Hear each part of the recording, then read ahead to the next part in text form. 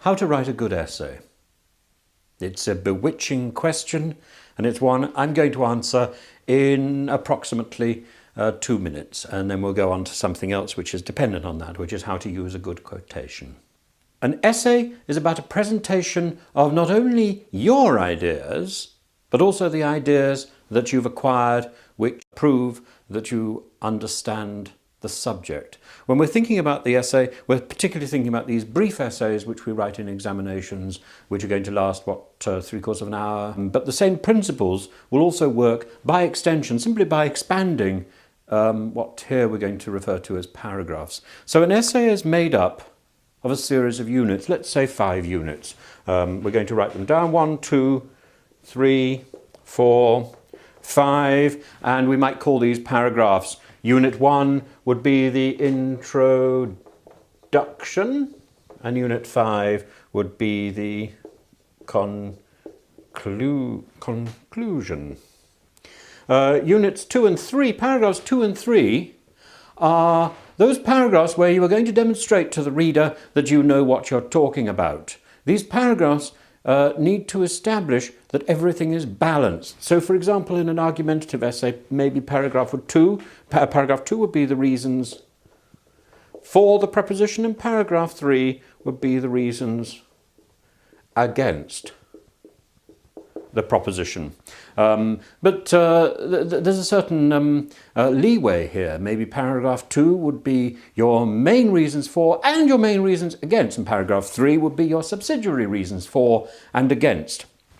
Now, there is only one way to write an essay, and that is to plan it. And the plan, the important bit of the plan, is not necessarily about everything that is in the essay. I've seen some plans where people have written so much they might just well have written the essay anyway. The plan is about what you don't say, about what you're not going to say at the beginning. The plan is about getting your main ideas, your best ideas on paper, and then saving them for the crunch. Paragraph 4. Paragraph 4 is where you establish very clearly that maybe some of the points in paragraphs 2 or 3 are not points you agree with.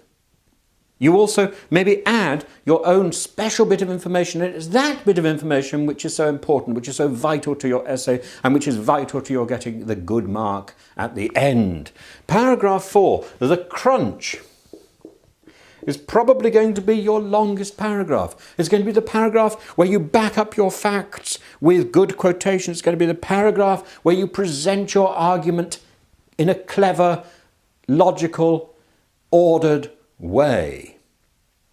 Now, a point about length here, just very quickly. Paragraphs 1 and paragraphs 5 are probably going to be quite brief. Paragraph 1, you establish how you intend to answer the question.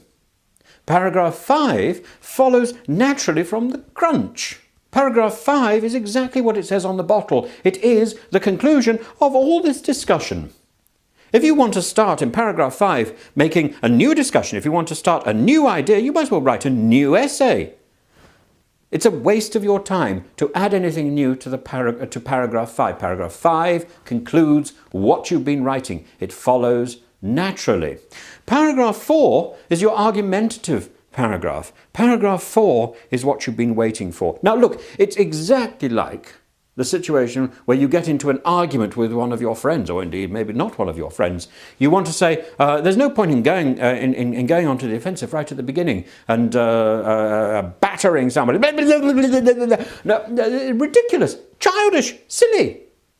You listen very politely to what somebody else has got to say. Oh yes, I understand. And you reason with them how clever your points are, how wise is your position. But paragraph 4, 1, 2, 3 reasons why your position is wrong, and bang!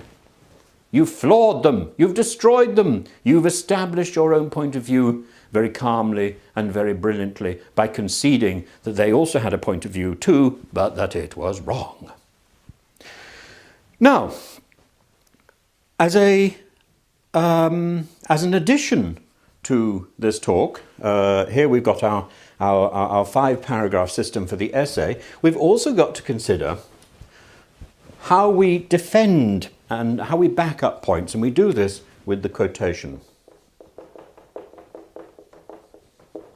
Now, the quotation is something which has been routinely misused in the past. Today, we are told that we must not plagiarize. This would have been a nonsensical concept to a first century Greek or a first century Roman. They routinely adopted somebody else's name to give credibility to their writings. This is something that we're not allowed to do. We're also supposed to attribute our quotations. We're supposed to tell people where we got them from. Now, that's the legal business out of the way. What you've got to do is to use a quotation in a clever way. Now, imagine you've got 6 brilliant quotations. You've got 35 or 40 minutes in which to write your essay. You're probably not going to have time to use all 6 of those quotations. You have to choose very carefully, because a quotation, by definition, requires 3 sentences. A sentence to establish the quotation, to use the quotation, to quote, and then to explain the quotation. It's like taking a jewel from a ring, looking at a ring. And you look at the ring and you think, oh gosh, what a wonderful ring, how bright and glistening it is, how sparkly it is. And then you take the jewel out of the ring, if you're a jeweler, and you look at that again and you can turn it round and you can see it by many different facets. Well, in your essay, you're only interested in 1 or 2 facets. You're not interested in the whole thing. So you have to apply your quotation. You have to apply that jewel, put it back into its setting in the ring. If you get your quotation right, you're going to win with your essay.